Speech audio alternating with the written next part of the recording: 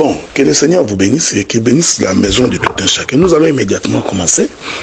Alors, je vous prie d'abord de supporter que nous puissions d'abord essayer de comprendre qu'est-ce que c'est la toison. Selon les livres de Job, chapitre 31, le verset 20, le frère Job dit ceci: sans que ses reins m'aient béni, sans qu'il ait été réchauffé par la toison de mes agneaux.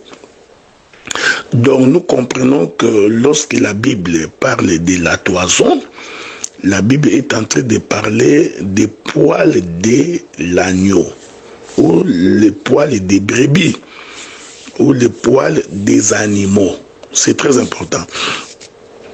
Donc la toison de laine se comprend comme étant la peau de l'animal, laquelle peau de l'animal est donc couverte des poils.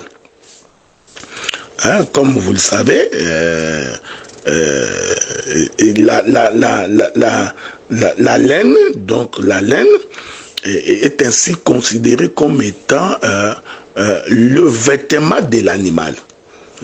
C'est important de préciser cela.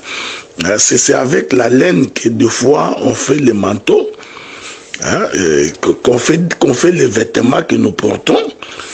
Hein, donc, c'est tiré de la peau de l'animal.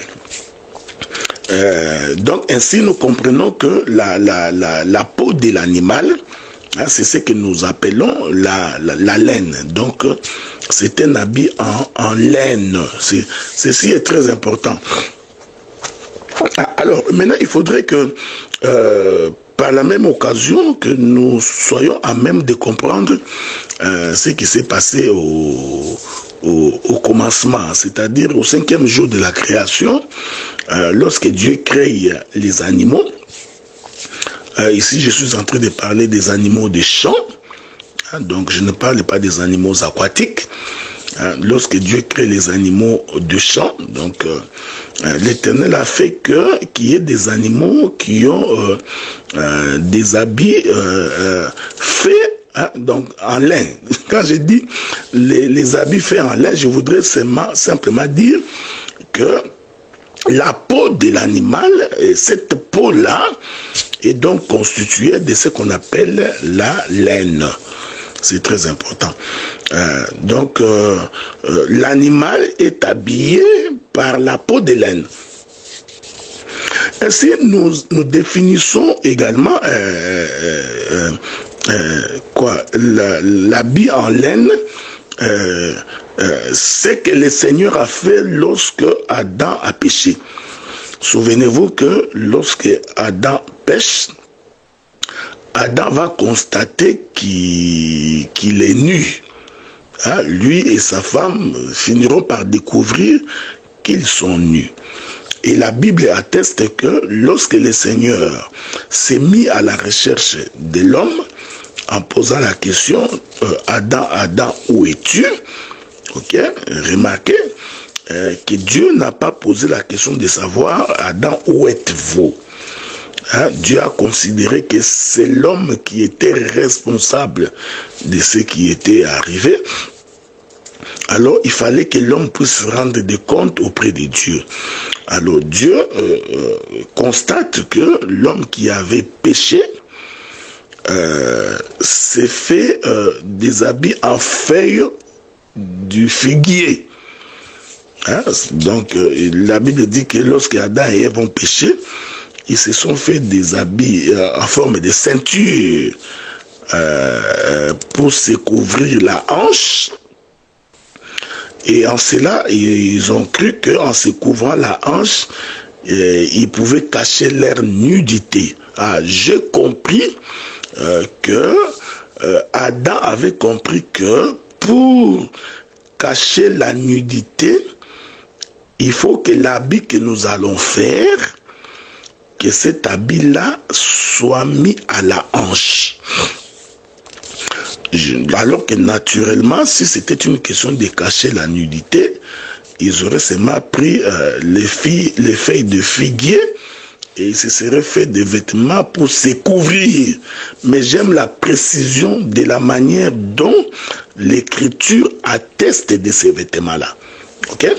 Parce que les feuilles du figuier, c'est un vêtement. Là, c'est très important. C'est un vêtement, mais c'est un vêtement que l'homme a voulu porter après avoir péché. Ok? Que la paix de Dieu soit avec vous. Mais Dieu, quand il arrive, il dit non. Puisque tu as péché, tu ne peux pas porter les vêtements en feuilles de figuier. Et il lui fit un vêtement, ou il leur fit un vêtement en peau d'animal. Ok? En d'autres termes, il leur fit un vêtement en laine. Ok? Cette précision est détaillée.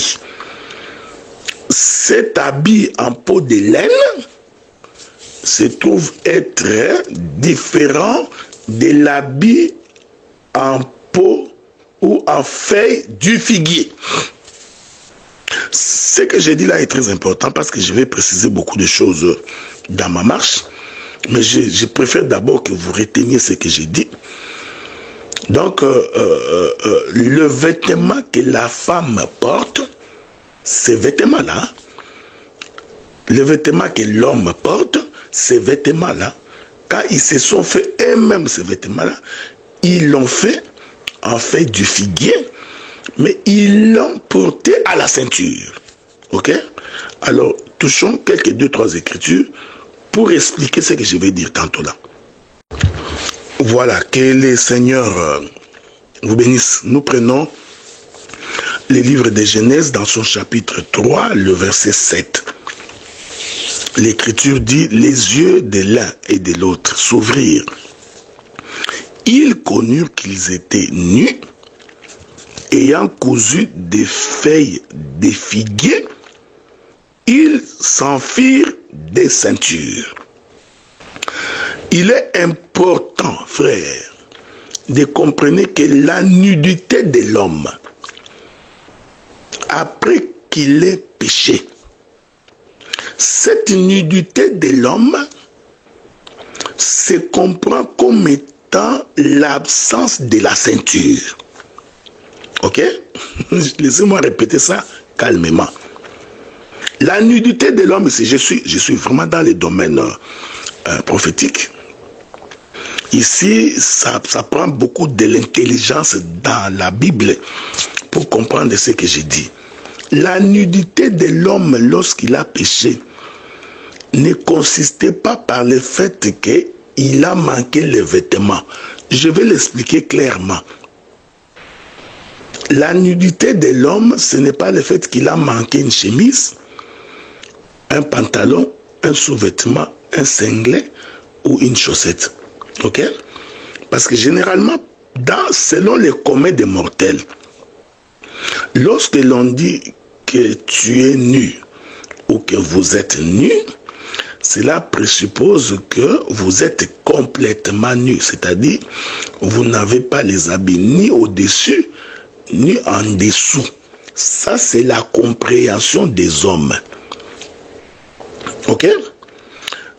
Mais selon Dieu, conformément au prophète Moïse, quand je suis dans les livres de Genèse, j'ai compris que la nudité d'Adam et la nudité d'Ève se comprenaient par l'absence de la ceinture. Voilà pourquoi, dès qu'ils ont constaté qu'ils sont nus, pour couvrir leur nudité, ils sont allés se faire des ceintures à base de feuilles du figuier. Je répète ça, non? Voilà, vous permettez, nous sommes dans une assemblée de chirurgiens. Donc nous coupons l'animal avec détail, avec précision. C'est très important.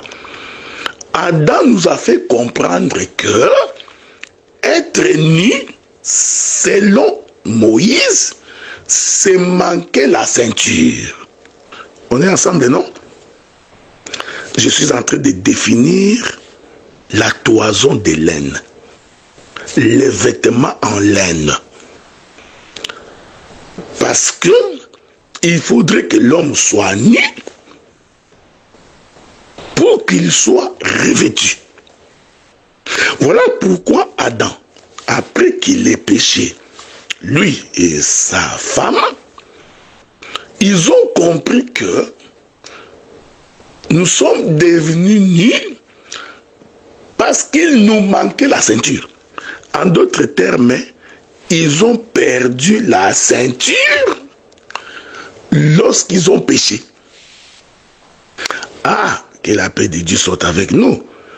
En d'autres termes, chaque fois que nous péchons, spirituellement, nous perdons la ceinture. C'est ainsi que Adam ayant compris cela, il est allé se faire sa propre ceinture. Je suis en train de le répéter calmement parce que dans ma démarche, j'essaie d'expliquer que lorsque Adam et Ève ont péché et que Dieu leur fit des vêtements en peau d'animal, ces vêtements-là, c'était toute une ceinture. Parce qu'il n'y a que la ceinture qui peut couvrir la nudité. On est ensemble, non? Hein? Donc ici, je ne vous demande pas de réfléchir. Hein? Il ne faut pas faire beaucoup de réflexions. Parce que la parole de Dieu, ce n'est pas raisonner. Ok? Comme j'ai toujours l'habitude de dire, nous vivons des moments de la performance dans la connexion avec le Saint-Esprit. Hein? Donc la vitesse de la connexion s'est accrue. C'est un langage pour dire que la connaissance a augmenté dans la manière de voir les Écritures. Okay? Dieu ouvre beaucoup de fenêtres, beaucoup de portes, nous permettant d'aller sonder la profondeur de Dieu. Donc, Adam et Ève pêchent. Lorsqu'ils pêchent, ils constatèrent qu'ils étaient nus. Donc, pour couvrir leur nudité, ils se sont fait des vêtements en fait du figuier. Mais ces vêtements-là, c'était des ceintures. C'est ce que l'Écriture dit. Ok? Ayant cousu des feuilles de figuier, ils s'en firent des ceintures. Ok? Or, la ceinture, nous allons voir ça dans la Bible pendant que nous avançons. Or, la ceinture doit se porter à l'hanche, tout autour de l'hanche. Donc, la nudité, je répète ça, frère. Donc, la nudité d'Adam et d'Ève était une nudité autour de l'hanche. Ok? C'est très important. C'est très important, ça nous permet d'avancer. Pourquoi j'ai dit cela? Parce que la hanche, c'est la partie intermédiaire entre le membre supérieur et le membre inférieur. On est d'accord? La hanche, c'est la partie du milieu. C'est la partie qui réunit le membre supérieur et les membres inférieurs. Je voudrais le dire autrement. La hanche, là où Adam et Ève ont mis les ceintures qui se sont fabriquées, cet endroit-là, c'est la partie qui sépare les cieux et la terre. On est ensemble parce que les membres supérieurs, c'est la partie d'en haut. Les membres inférieurs, c'est la partie d'en bas. Or, la partie d'en haut est reliée avec la partie d'en bas par la hanche. Je puis dire, sans risque d'être contredit, que la hanche, c'est l'étendue. Et je rentre ici au commencement. Hein? Dieu créa les cieux et la terre. Pour séparer les cieux et la terre, Dieu va donc mettre l'étendue. L'étendue, c'est la partie qui relie ciel et terre. Ok? Ce que j'ai dit, je l'ai dit à dessein parce qu'il y a beaucoup de choses à dire. Hein? Il y a tellement de choses à dire ici.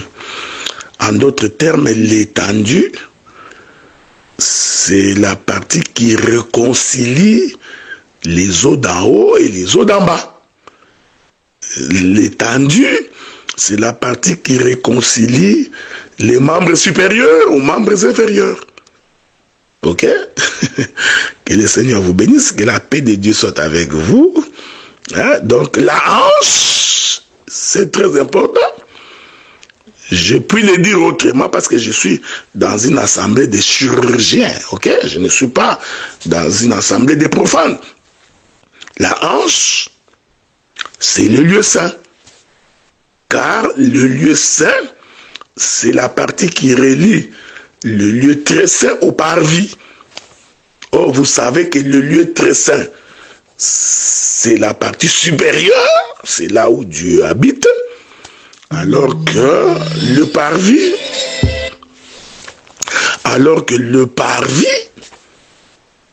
c'est la partie inférieure.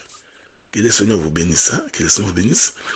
Il y a beaucoup de choses. Et effectivement, c'est là, c'est à la hanche, ok, c'est très important, que le frère Adam et sa femme sont allés placer la ceinture.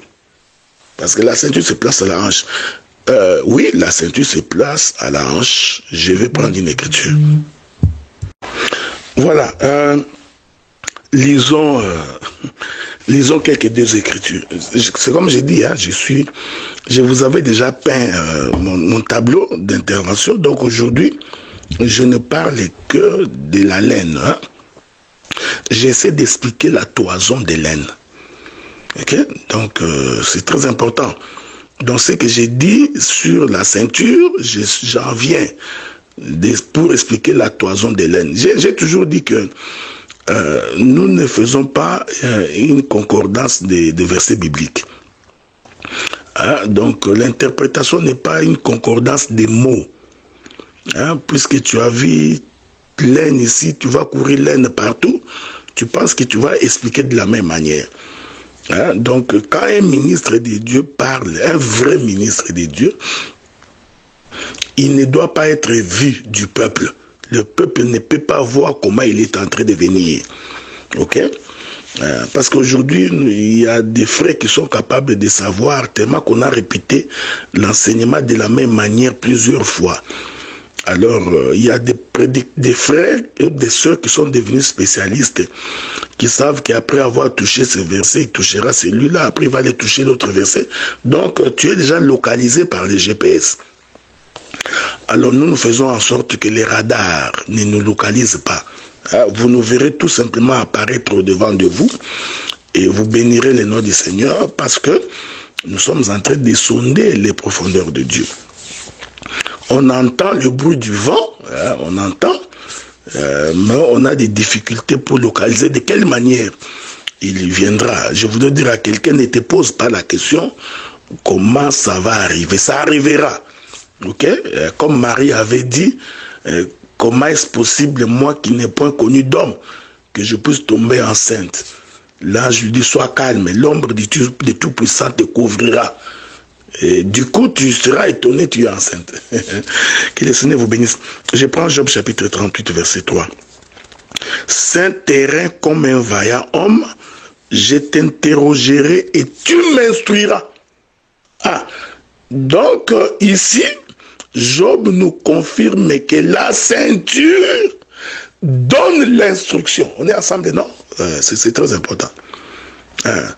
Donc, celui qui sait, serein, celui-là a la capacité d'instruire. Ça, c'est ce que Dieu dit à Job. Il dit, saint terrain, en d'autres termes, porte une ceinture pour que tu sois capable de répondre aux questions. Ok? Pour que tu sois capable de répondre à mes préoccupations. Cela veut dire, en d'autres termes, la ceinture que l'on met à la hanche doit être capable d'apporter la réponse aux questions difficiles. Donc la ceinture doit être capable d'instruire. En d'autres termes, la ceinture qu'on met à la hanche, c'est tout un prédicateur, c'est tout un enseignant. On est ensemble? Que le Seigneur vous bénisse. Je rentre donc visiter Adam. Adam qui prend la ceinture des feuilles du figuier et il les met, il la porte tout autour des hanches. Mais vous savez, j'aime la manière dont Dieu vient ce soir-là, pose la question à Adam. Adam, où es-tu? Adam répond, j'ai entendu ta voix parcourir les jardins. Alors je me suis enfui parce que je suis nu. Non, non, non, non, il se pose un sérieux problème. Cependant, Adam avait déjà fait des ceintures en feuille du figuier, malgré qu'il a porté la ceinture. Adam continue à dire qu'il était nu. Ok? Mais déjà, remarquez l'idée d'Adam de se faire une ceinture. Adam avait compris que par la ceinture, je peux couvrir ma nudité. Et Job vient nous informer que la ceinture, c'est l'instruction. Et cette ceinture qui est l'instruction doit se porter à la hanche. Je voudrais ajouter une écriture dans les livres de Psaume. Parce que Psaume va nous définir ce que c'est la ceinture. Psaume dit ceci: vaillant guerrier, ceint ton épée. Ok? Ta parure et ta gloire. Il est merveilleux. Hein? Vaillant guerrier, je suis dans Psaume 45, verset 4. Vaillant guerrier, ceint ton épée, ta parure et ta gloire. Donc, la ceinture est une épée. Ok? Je voudrais les décrire un peu de façon naturelle pour que les gens nous saisissent. C'est-à-dire, quand les guerriers s'habillaient, après avoir mis tous ces vêtements de combat, ils ajoutaient la ceinture. Ok? Et quand les guerriers s'habillent dans ces vêtements de combat, la ceinture est la dernière chose que les guerriers portent. Parce qu'il peut s'habiller, porter ses armures, mais tant qu'il n'a pas encore mis la ceinture, les guerriers ne peuvent pas aller au combat. Est-ce qu'on est ensemble? C'est très important. Donc la ceinture est la dernière chose que un combattant, un guerrier, porte après avoir tout porté. Et Psaume va nous préciser que c'est sur la ceinture-là, ça je suis de façon naturelle, que le guerrier va venir placer son épée. Donc son épée est donc placée à la ceinture. Or, le frère Pierre nous donne l'information selon laquelle que en réalité l'épée, c'est la parole. En d'autres termes, c'est l'épée qui est la gloire, c'est l'épée qui est la parure. Souvenez-vous, hein? Lorsque Adam pêche, ayant perdu la gloire de Dieu, il découvrait qu'il était nu.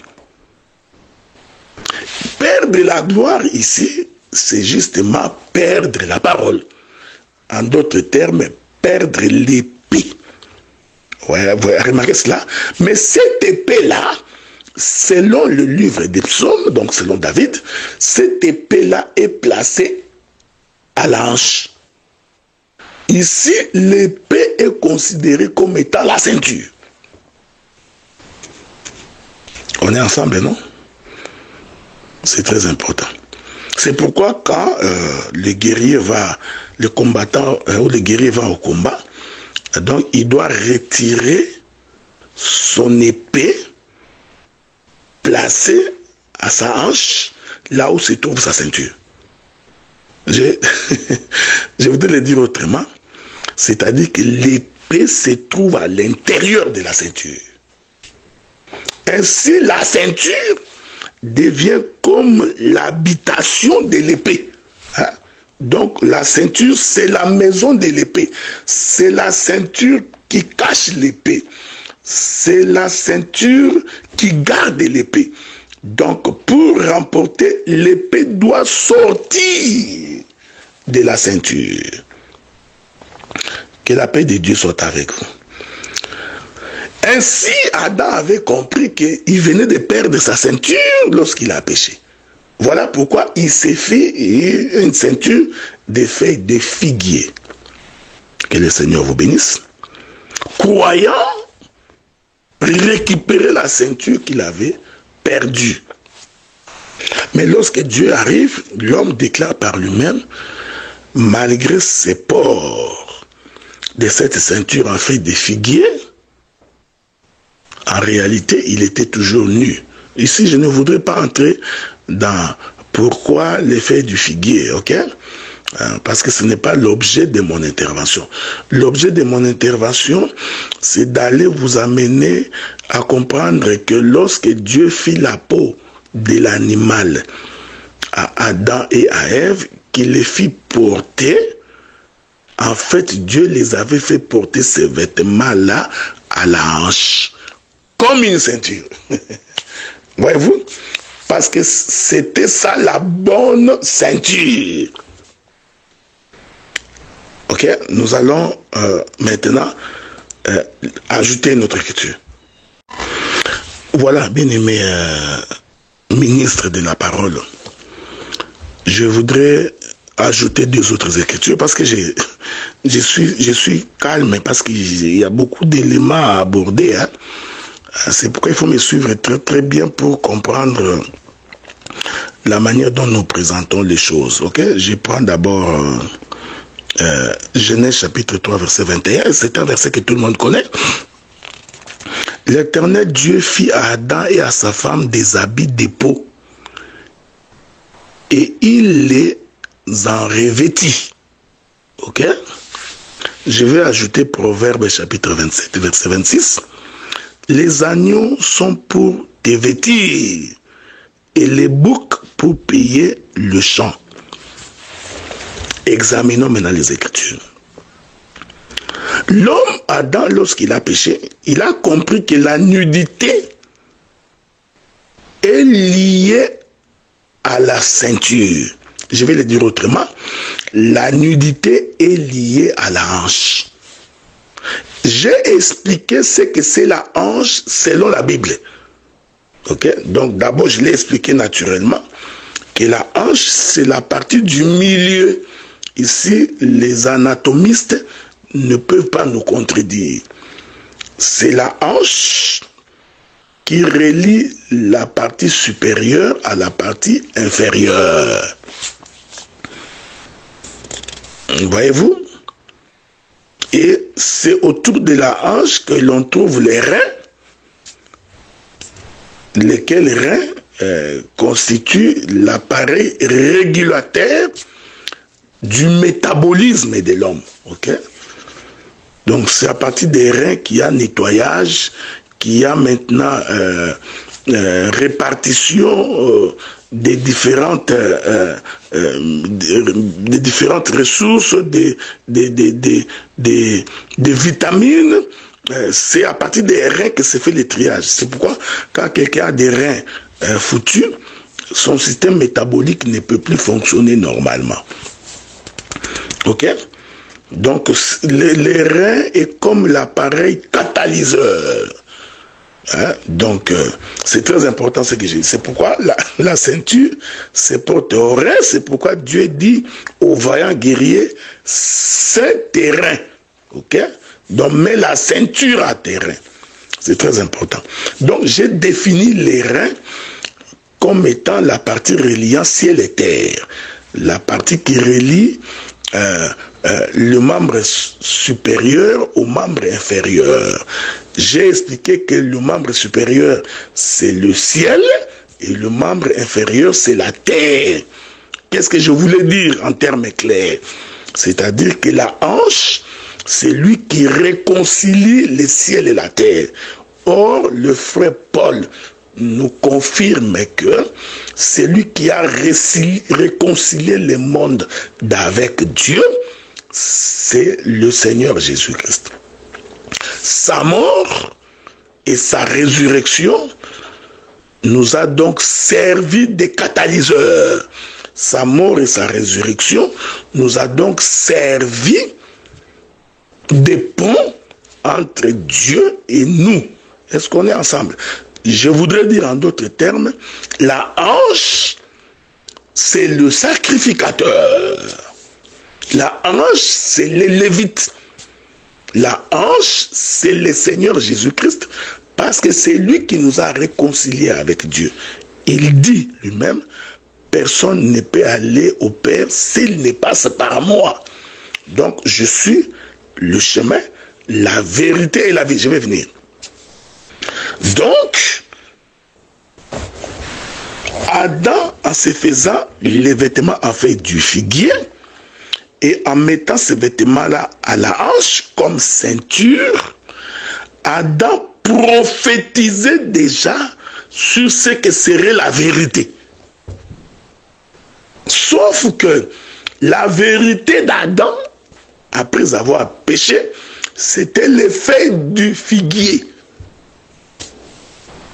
Voilà pourquoi quand Dieu vient et a constaté que l'homme a porté les mauvais vêtements, je précise que ces vêtements-là étaient une ceinture.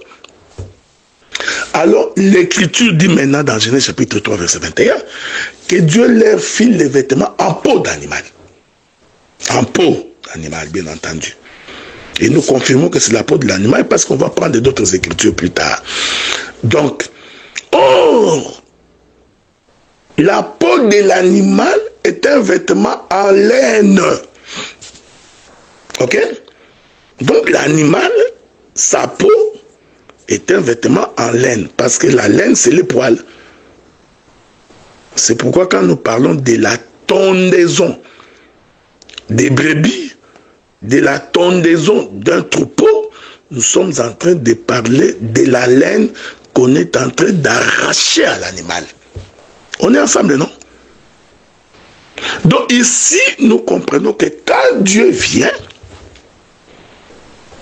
puisque l'homme devait sortir, Dieu devait le chasser, Dieu lui a fait maintenant l'habit en peau de l'animal. En d'autres termes, Dieu lui a donné les vêtements en laine. C'est très important. Et je voudrais dire, ces vêtements-là en laine, l'homme l'avait aussi porté comme une ceinture. Il est merveilleux. Ok? Voilà, j'aime ça. Donc, c'était une ceinture. Ok? Ici, je ne fais pas les cours de sexologie. Ok?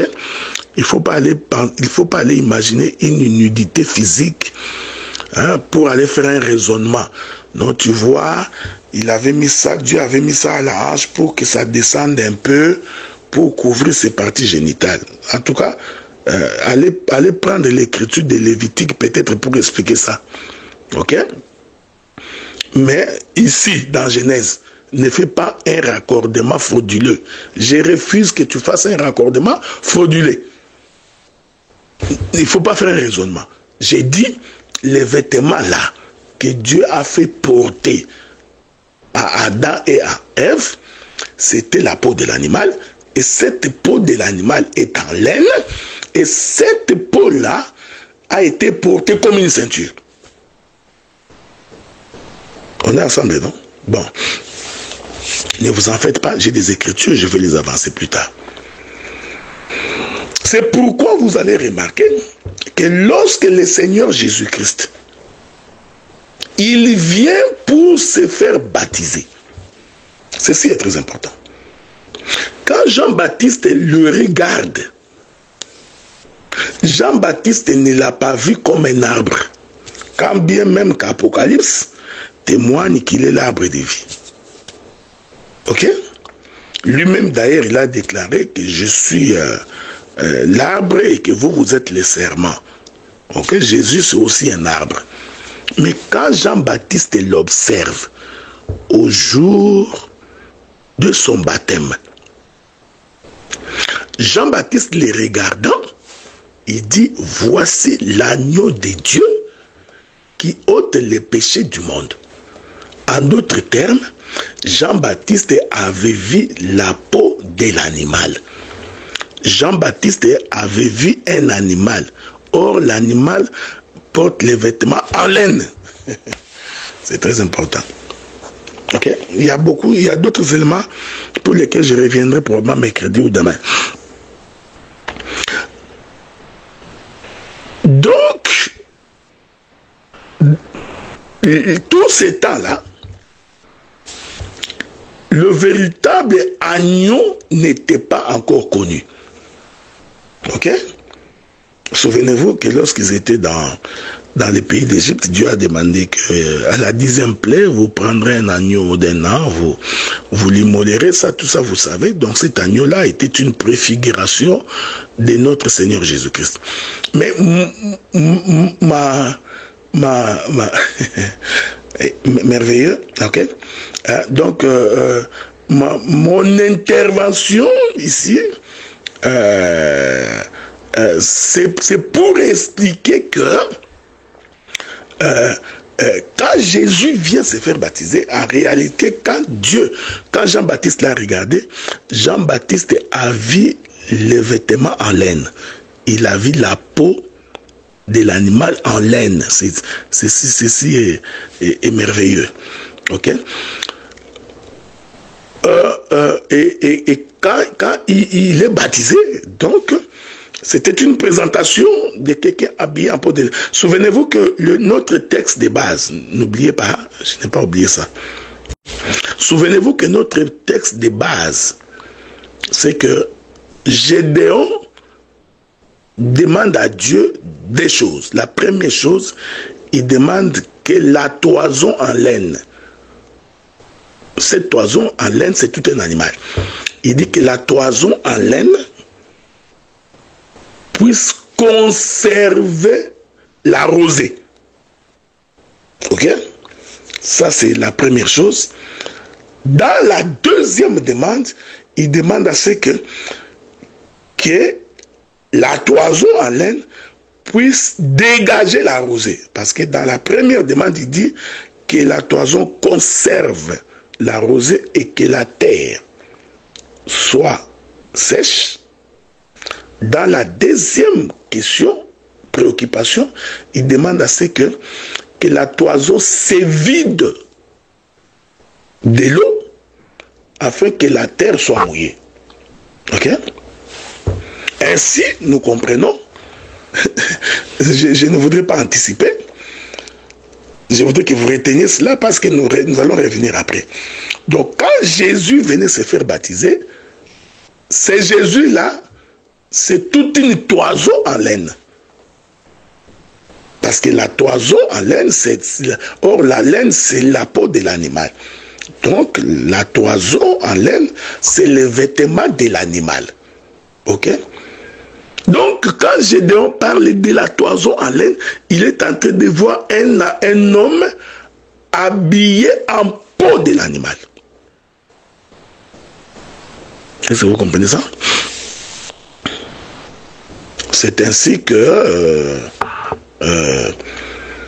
l'écriture va maintenant venir nous aider pour préciser que lorsque nous parlons de la hanche, là où la ceinture doit être portée, que j'ai identifié comme étant la hanche, la ceinture, la hanche comme étant les lieux où l'épée doit être placée, selon le livre des psaumes. Ceins-toi de ton épée. Donc l'épée est devenue une ceinture. N'oubliez pas que cette ceinture-là qui est l'épée doit avoir la capacité de relier les cieux et la terre. C'est pourquoi il est placé à la hanche. On est ensemble, non? Et le frère Pierre va confirmer que l'épée, c'est la parole. David dit que cette épée-là, c'est toute une parure. C'est toute la gloire. Donc, ce qui fait la beauté, parce que la parure, c'est la beauté. Ce qui fait la beauté d'un combattant, c'est son épée. En d'autres termes, ce qui fait ta beauté, c'est ton épée. Or, l'épée ici, le frère Pierre l'explique comme étant la parole. Cela veut dire ce que nous mettons à la ceinture, en réalité, c'est la parole. C'est pourquoi Dieu dit à Job, Saint-toi, je te poserai des questions et tu m'instruiras. Ah, donc, tout instructeur, c'est quelqu'un qui porte avec lui une ceinture. Laquelle ceinture lui permet de relier ciel et terre. C'est-à-dire que la terre trouve des réponses apportées par le ciel. Est-ce qu'on est ensemble, non? Donc, le ministre de la parole doit être capable d'avoir la ceinture. Pour être capable d'instruire lorsque les questions sont posées. Ajoutons deux ou trois autres éléments pour expliquer toujours le vêtement en laine ou la toison en laine. La laine, qu'est-ce que c'est? Donc, je voudrais le dire autrement. En fait, lorsque nous parlons de la peau de l'animal, lorsque nous parlons de la laine, nous sommes en train de parler de la dispensation où le Seigneur quitte le ciel et rentre dans le monde. Je voudrais le dire autrement. Quand Dieu quitte l'éternité, quand il quitte là où il était et qu'il décide d'entrer dans le monde, en réalité, il porte les vêtements en laine. Qu'est-ce qui me le confirme? C'est Hébreu.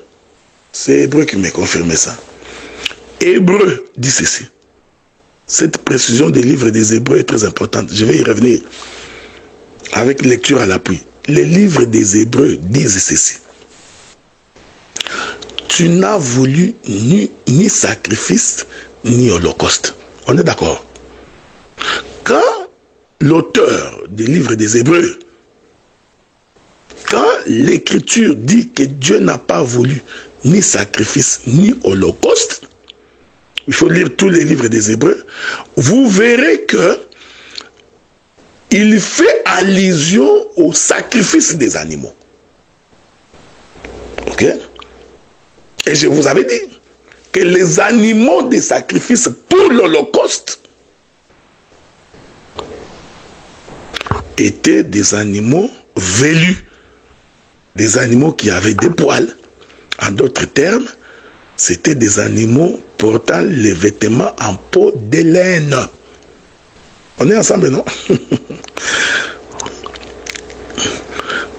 Voilà pourquoi tu m'as fait un corps. Faites attention, faites attention, faites attention.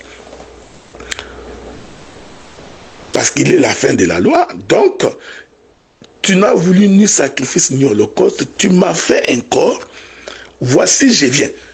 Faites attention. Quand la Bible dit que Dieu, Jésus dit que Dieu, tu m'as fait un corps, le corps dont il est question là, c'est le corps du sacrifice.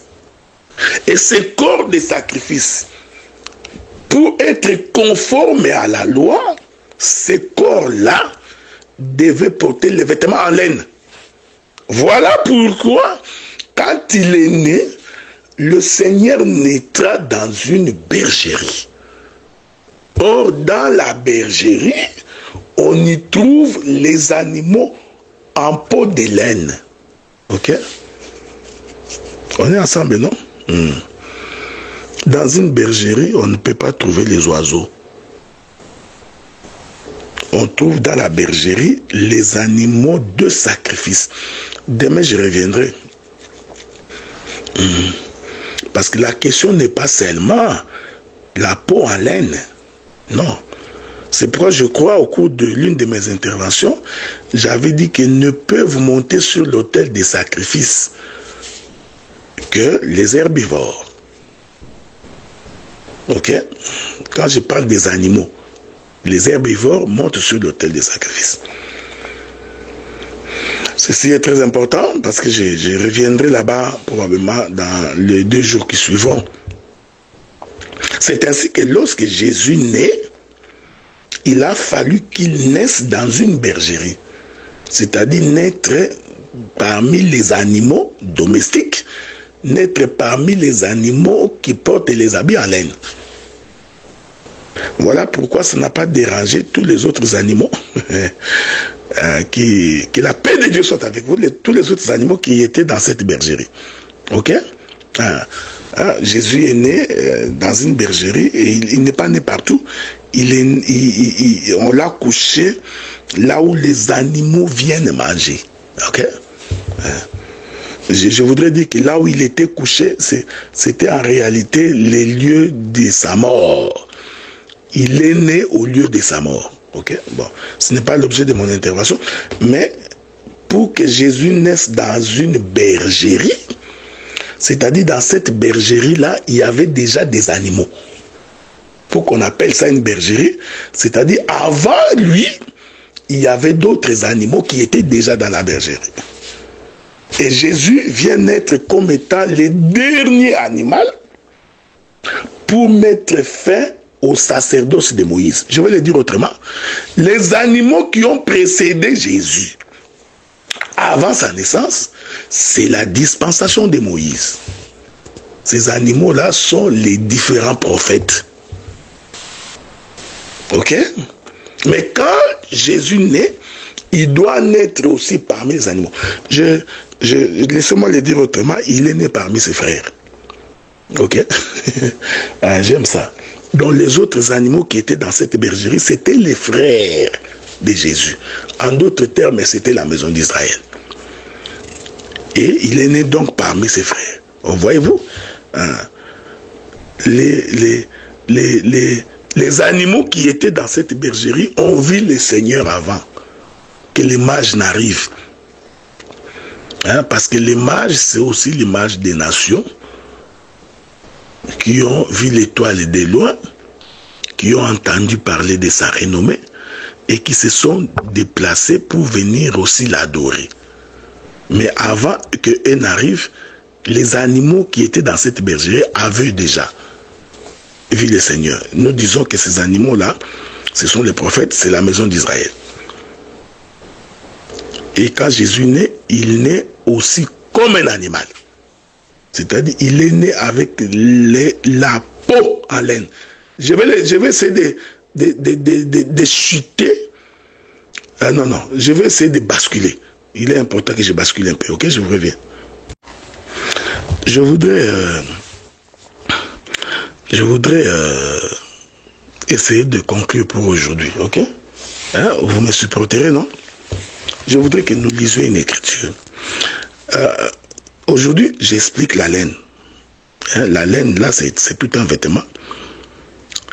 C'est le vêtement de l'animal.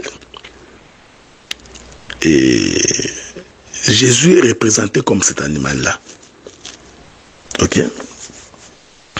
D'autres éléments, je vais les ajouter après. Et cet habit-là, que j'appelle la laine, c'est un habit qui se porte à la ceinture. J'ai expliqué pourquoi. Parce que la ceinture, c'est là où se trouve l'instruction, c'est là où se trouve la parole qui est notre gloire et notre parure. C'est pourquoi le frère Paul dit, ayez à vos reins pour ceinture la vérité. On est ensemble, non? Voilà. C'est pourquoi j'ai dit, il faut sortir de la conception selon laquelle le vêtement en peau de l'animal, c'est un vêtement que Dieu leur avait donné pour se couvrir tout le corps. Ok? Donc, il faut enlever cette conception-là. Parce que nous sommes en train de parler des choses du royaume. Ces vêtements-là, en réalité, c'était la vérité. Et cette vérité-là ne peut se porter qu'à la hanche. Pourquoi cette vérité se porte à la hanche? C'est Job qui répond. C'est parce que ces vêtements-là, en peau de laine, c'est une instruction. Donc, c'est un enseignement. C'est la vérité. Et le frère Paul vient confirmer que ayez à vos reins pour ceinture la vérité. Et c'est tout à fait normal que cette ceinture-là soit portée à la hanche, parce que c'est ce qui relie ciel et terre. Ok? Donc, c'est les lieux saints qui relient les lieux très saints, là où Dieu habite, et le parvis, là où se trouve le peuple. C'est pourquoi vous remarquerez que dans le lieu saint, on va donc trouver la table des pains des propositions avec le pain et le chandelier pour éclairer le pain. Ok? Est-ce qu'on est ensemble, non? C'est très important. Donc, maintenant, je voudrais ajouter une autre écriture, toujours pour expliquer que Jésus, c'est lui la toison de laine. C'est lui donc cet animal-là, c'est lui le vêtement en laine. Ok? C'est très important. Mais n'oubliez pas que Gédéon va faire une double prophétie sur cette toison de laine. La première, c'est la rétention d'eau. La deuxième, c'est l'aspersion d'eau. Ok? Mais on va y arriver là-bas beaucoup plus tard. Donc, là, Paul dit, donc, dans Romains, il dit, revêtez-vous donc de Christ. Faites attention. Ici, l'homme, ici, ces vêtements-là, ce n'est pas comme ta chemise, ton pantalon, ou ta robe, ou ta jupe. Ça, c'est mal comprendre l'écriture. Ces vêtements-là, dont Paul dit, revêtez-vous donc de Christ, Paul parle de la ceinture. Laquelle ceinture est une vérité. C'est pourquoi il dit, vous connaîtrez la vérité vous affranchira. Voilà. Alors, je vais finir là bientôt. Le jour où Jésus naît, je suis dans le livre de Luc chapitre 2, le verset 12. Il est écrit, et voici à quel signe vous reconnaîtrez, et voici à quel signe vous les reconnaîtrez. Vous trouverez un enfant emmailloté et couché dans une crèche. Je répète ça. Vous trouverez un enfant emmailloté et couché.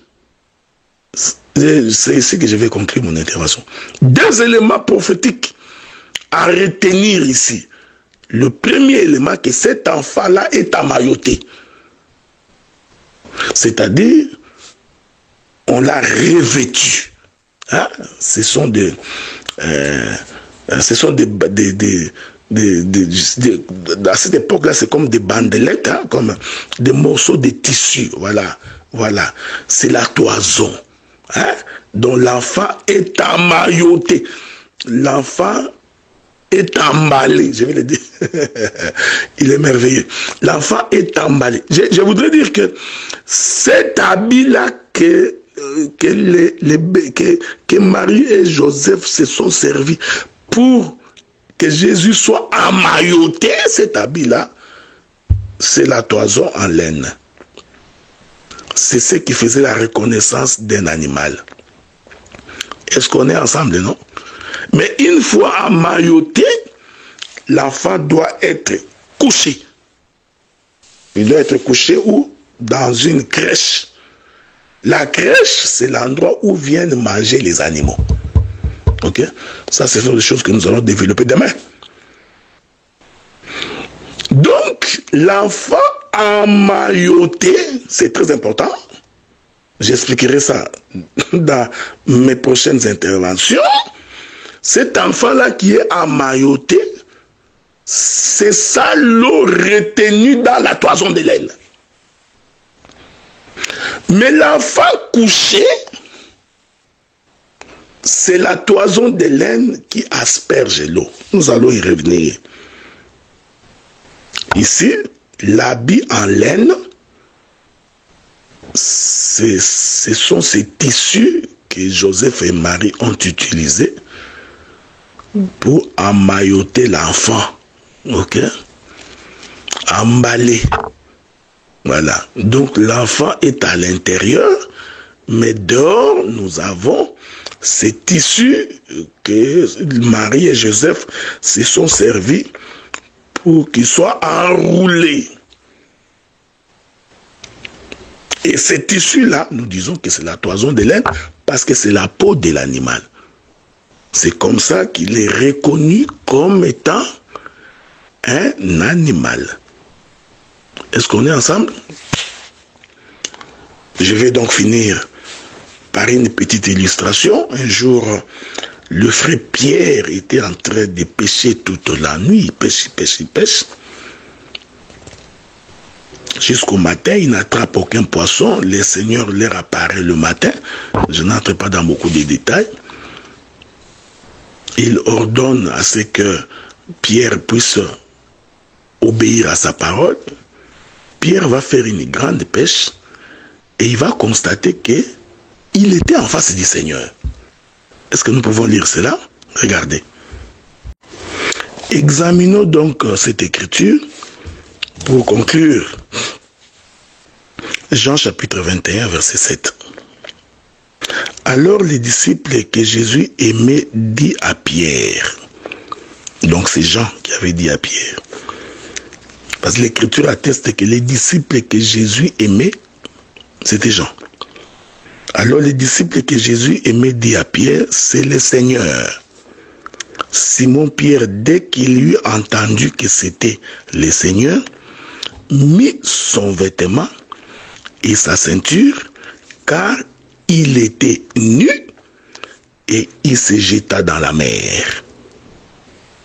Nous allons donc conclure par un examen de ces textes. Ici, Pierre a pêché toute la nuit et ils n'ont attrapé aucun poisson.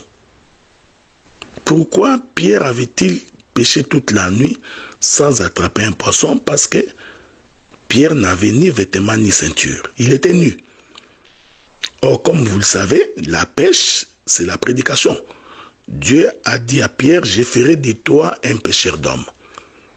Ici, le Seigneur va identifier la mer comme étant le monde, les poissons comme étant les hommes, et les pêcheurs comme étant les prédicateurs, notamment le frère Pierre. Mais c'est fait que Pierre a pêché toute la nuit, mais il n'a pas attrapé pas un seul poisson. Pourquoi? Parce qu'il était sans vêtements et il était nu. Faites attention.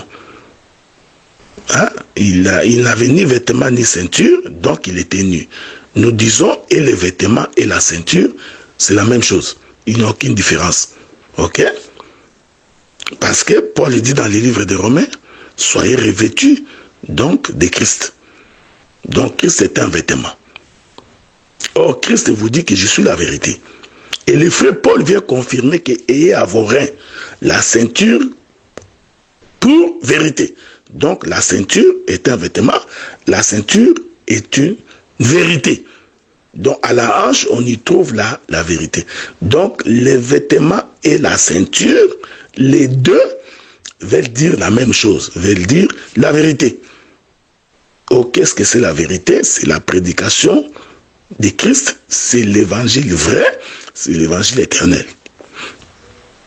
En d'autres termes, c'est Pierre-là qui était en train de pêcher sans habit, sans ceinture, représente la dispensation de la loi. Ok? Car la loi est venue avec Moïse, la vérité et la grâce sont venues avec le Seigneur Jésus-Christ. Donc, c'est Pierre-là qui pêche la nuit, sans vêtements, sans ceinture. C'est quelqu'un qui prêche dans la dispensation de la loi. C'est aussi un animal dans la dispensation de la loi. Nous allons y revenir demain dans notre intervention. Mais quand Dieu ordonne, quand Jésus ordonne et que Pierre le fait, le disciple que Jésus aimait beaucoup, nous parlons des gens, ici vous comprenez que les disciples que Jésus aimait beaucoup là, va représenter le Saint-Esprit. Mais on va y revenir. Parce que c'est le Saint-Esprit qui sonde les profondeurs de Dieu et qui vient nous révéler.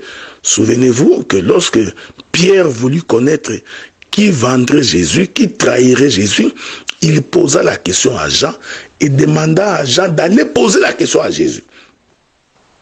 En d'autres termes, Jean avait la possibilité de sonder le cœur de Jésus. Vous comprenez? Donc, ici, les disciples de Jean, c'est le Saint-Esprit. Parce qu'il n'y a que le Saint-Esprit qui connaît la profondeur de Dieu, qui sonde Dieu pour nous révéler sa pensée. Maintenant, le Saint-Esprit, c'est aussi un enseignant, parce qu'il est écrit, il vous convaincra du péché. Il vous fera marcher dans toute la vérité. Vous voyez, je suis en train de courir parce que je vous avais dit qu'il y a beaucoup de choses à dire. Hein? Le Saint-Esprit vous conduira dans la vérité. Oh, je vous ai dit que la vérité est une ceinture qui se porte à la hanche. Donc, c'est Jean qui informe Pierre. En d'autres termes, le Saint-Esprit révèle la vérité. Remarquez maintenant, le même Pierre qui péchait nu, lorsqu'il a entendu la vérité, il mit les vêtements et il mit la ceinture. Au lieu de sortir de la barque, il se jeta de nouveau dans l'eau. Cette plongée-là, cette deuxième plongée, habillée et avec une ceinture, c'est la dispensation de la grâce. Ok? Laissez-moi le dire autrement. Quand il met les vêtements et la ceinture, en réalité, il venait de porter la peau de l'animal. En laine. C'est important. Et quand il se jette dans la mer, nous comprenons qu'il va dans le monde. En d'autres termes, ici, Pierre devient le ministère de la parole. Il devient, Éphésiens chapitre 4, il devient les ministres. Mais lesquels ministres, pour se jeter dans l'eau, doivent être habillés et porter une ceinture. Oh, le véritable ministre, c'est le Seigneur Jésus-Christ, ok? Or, naturellement, quand quelqu'un porte une robe et qu'il met la ceinture, et qu'il se jette dans l'eau, qu'est-ce qui va arriver? C'est-à-dire sa robe va être remontée jusqu'au niveau de la hanche. Ok? Parce que l'eau va remonter ta robe jusqu'au niveau de la hanche. La ceinture fera en sorte tout simplement que ta robe ne puisse pas dépasser la hanche, laquelle hanche est sous l'eau. Voilà, bien-aimés frères et sœurs. Je voulais dire bien-aimés ministres de la parole, parce que je suis d'abord avec vous, bien que je sais qu'il y aura des frères et des sœurs qui nous suivront. Par ricochet, nous avions donc aujourd'hui essayé de définir ce que c'est la toison de laine. Ceci est très important. C'est quoi cette toison de laine? Demain, je viendrai maintenant pour expliquer cette toison de laine qui retient l'eau comme étant le ciel. Ok? Parce que la toison de laine, c'est aussi le ciel. Ça, je vais l'expliquer d'une autre manière demain. Parce que Dieu parlant tantôt d'une manière, tantôt d'une autre, les gens ne prennent pas garde. C'est pourquoi le ministère de la parole est là pour éclairer le peuple.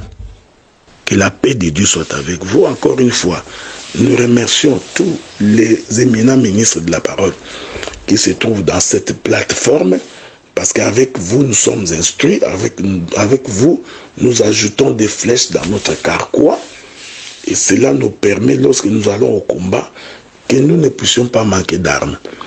Encore une fois, soyez bénis et que la paix de Dieu soit avec vous. Nous allons donc continuer demain.